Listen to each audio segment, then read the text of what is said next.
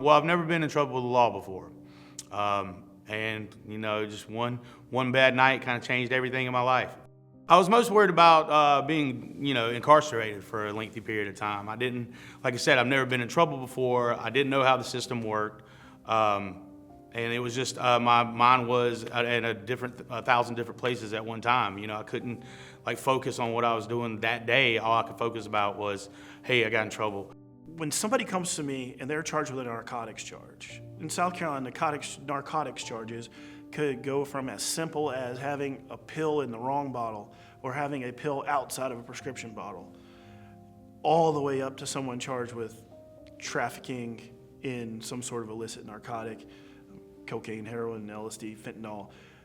And in any of those cases, there's one theme, and the one theme is, how did I get here? What happened? What in the world happened? It is, in any situation when there's a narcotics charge involved, there's chaos. People's lives are in chaos. They don't know what to do. And our chief job is to help them stack life back up, make it make sense, and do the work that needs to be done on their behalf. The way that our team approaches it is we bring them in, we get in a conference room, we parse through the facts, we parse through the law, we talk to them about what the state has to prove beyond a reasonable doubt to convict them of the crime they've been charged with. We then tell them this is a long process. There's a discovery process. There's a potential trial preparation process. There are many things going on at one time. There's a lot of balls spinning at the same time. And if they will take that burden off of them, if they'll take that off and give it to us, let us work with the criminal charges, let us work with that part of it, then they will have the freedom to go get their life back together. I think chief among picking a criminal defense attorney is it's kind of a 1A and a 1B.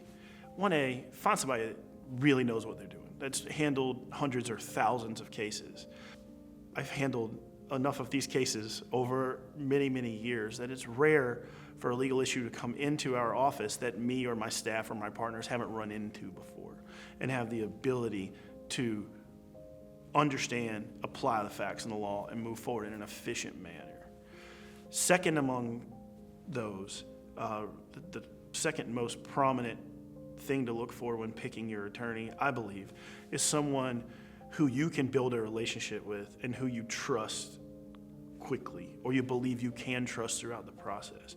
If you come into my office and my staff meets with you and I meet with you and we sit down, if you don't think you can trust me in 30 minutes, go find somebody else, because I need you to understand, if you're in my office, that you can take that burden off and let me carry it. And if you can't trust me to carry it, if you feel uncomfortable with me carrying it, then you're a bad fit for me, or I'm a bad fit for you.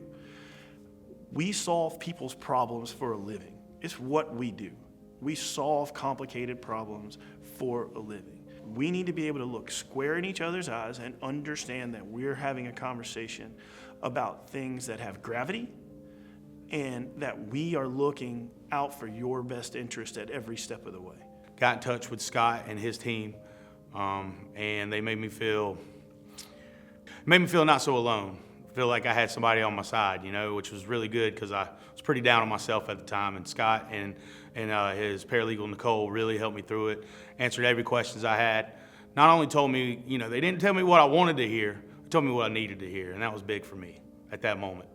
One of the chief issues that you run into when you litigate narcotics charges, drug charges in general, are issues with searches, seizures, and search warrants that come up in the vast majority of these cases. You don't have to give anyone permission to search your stuff. You don't.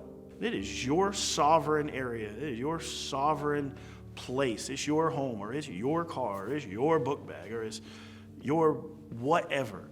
You don't have to give anybody permission to go through your stuff. Anything you can do to mitigate and limit your exposure to the downside effects of the law, you need to do on your behalf. If you think there's a possibility that the situation you're in right now requires a lawyer's help, you need one. And some people would say any lawyer is better than no lawyer at all.